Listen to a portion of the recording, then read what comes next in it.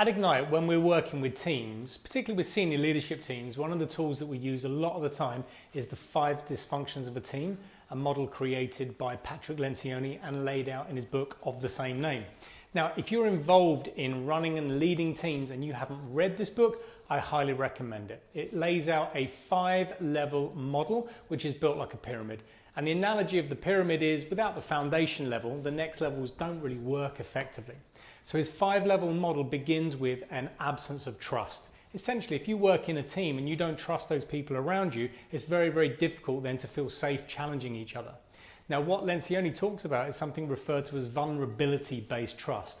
And that is us feeling we're okay to be vulnerable around each other. Now, if we don't have that, what we then end up with is something he refers to as a fear of conflict. Now, I'm not talking about someone leaping across the table and punching you in the face, not that fear, but a fear of just like, I don't feel safe speaking up in this group or this environment, which means I'm not going to be able to feel that my voice is heard effectively. Now, what this leads to is then essentially a lack of commitment, which is level 3. And what that means is I might not speak up in the meeting, but when I'm going to grab my coffee with someone I do trust, I'm going to say it's never going to work, it's not going to happen, I'm not going to really commit to that project. Now, what that means is level 4 is an avoidance of accountability. This is where we get the I told you so's, or I said this wasn't going to happen. Well, you never said it in this room. And then the last level and the pinnacle of the pyramid is an inattention to results. That's where the team, the department, the organization fails in its objectives.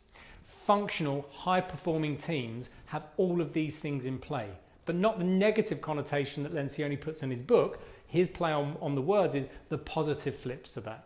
If you'd like to learn more about how to develop your teams, please give us a shout, reach out to us. We would love to come and work with you and your team to help you become a highly performing functional team.